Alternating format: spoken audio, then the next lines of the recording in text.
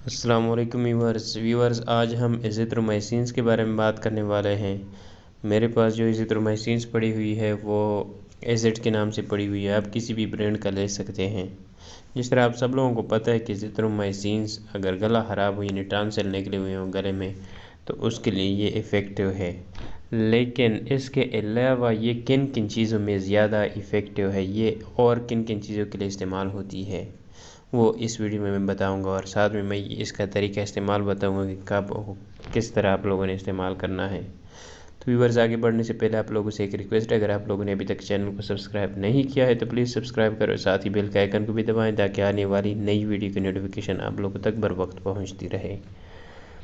تو ویورز بات سٹارٹ کرتے ہیں ایزیترومائسینس کے استعمال کے بارے میں۔ جس طرح آپ سب لوگوں کو پتہ ہے کہ ایزیترومائسینس اگر گلا خراب ہو، اس میں ٹانسل نکلی ہوئی ہو، ٹنسلائٹس ہوئی ہو یعنی ٹانسل کو انفلیمیشن ہوئی ہو، گلا خراب ہو جس کی وجہ سے آپ کچھ نگل نہیں سکتے، کچھ پی نہیں سکتے، درد کرتا ہے گلا، تو یہ اس کے لیے افیکٹو ہے۔ لیکن اس کے ساتھ ساتھ یہ اور بھی بہت زیادہ افیکٹو ہے، جس میں اگر ریسپیریٹری ٹریک انفیکشن ہو جائے یعنی ریسپیریٹری ٹریک میں کسی قسم کا بھی انفیکشن ہو جائے، کسی قسم کی بھی انفلیمیشن ہو جائے، انفیکشن ہو جائے تو اس میں یہ افیکٹو ہے۔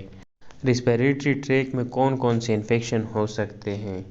اس میں جو میجر ہے وہ ہے نمونیا اگر ہو جائے یہ اس میں بہت زیادہ افیکٹو ہے۔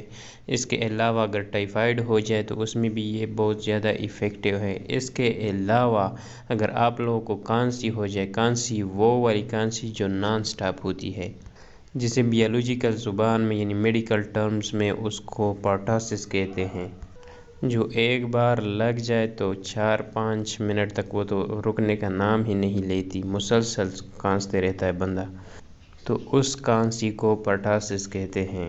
تو یہ پرٹاسس میں بھی بہت زیادہ افیکٹو ہیں۔ اس کے علاوہ اگر فرنجائٹس ہو جائے تو اس میں بھی یہ افیکٹو ہے۔ تو ویورز اس کے علاوہ کن کن چیزوں میں یہ استعمال ہو سکتی ہے؟ ویورز اس کے علاوہ یہ اوٹائٹس میڈیا میں استعمال ہوتی ہے، یعنی کان کی اگر انفیکشن ہو جائے، کان میں اگر انفلیمیشن ہو جائے تو اس میں یہ افیکٹو ہے۔ اس کے علاوہ یہ سافٹ ٹیشو اور سکن ٹیشو میں اگر انفیکشن ہو جائے تو اس میں بھی یہ بہت زیادہ افیکٹو ہے۔ ویورز اس کو استعمال کس طرح کرنا ہے؟ ویورز اس کو دن میں 2 مرتبہ استعمال کرنا ہے، صبح اور شام، کھانے سے آدھا گھنٹے پہلے۔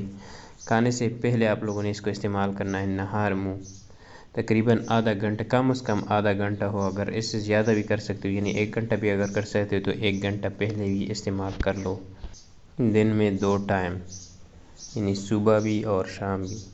تو ویورز یہ تھی آج کی ویڈیو، امید کرتا ہوں آپ لوگوں کو پسند آئی ہوگی، پسند آئی ہے تو ویڈیو کو لائک کرو اور دوستوں کے ساتھ شیئر کریں۔ تو ویورز ملتے ہیں نیکسٹ ویڈیو میں، تب تک کے لیے اللہ حافظ۔